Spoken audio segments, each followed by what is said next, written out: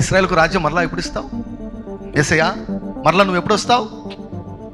కాలములు సమయములు నాకే తెలియదు, నేనేందు మీకు చెప్పేది, నాకే తెలియదు అన్నాడు యేసయ్య. అయితే ఒకటి పక్క, ఇదిగో నేను త్వరగా వచ్చుచున్నాను. త్వరగానే వస్తున్నాను, త్వరగానే వస్తాడు. రేపే అంటే 1000 ఏళ్ళు పడుతుంది. మన ఫోకస్ దాని మీద కాదు. లోపల ఉండేది ఎవరయ్యా? లోపల ఆల్రెడీ ఇక్కడ ఉన్నాడు. ఈ జ్ఞానం లేని వాళ్ళు ఊరికి దాన్ని హైప్ చేసి పెడతారు, అనవసరమైన hype. That message is not for the believers especially, that message is for the world. లోకానికి చాలా స్పష్టంగా చెప్పాను, చాలా క్లియర్గా చెప్పాను.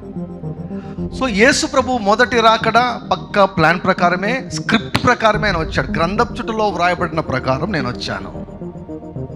రెండవ రాకడ కూడా గ్రంథపు చుట్టలో వ్రాయబడిన ప్రకారమే వస్తాడు.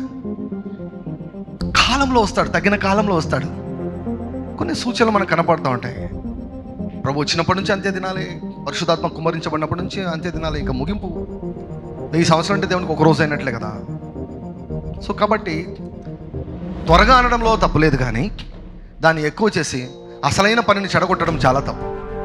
పని పాట చేయకుండా ఊరికే మరణాత మరణాత మరణాత అని అనుకుంటూ పని పాట చేయకపోతే దానివల్ల ఏం ప్రయోజనం చెప్పండి?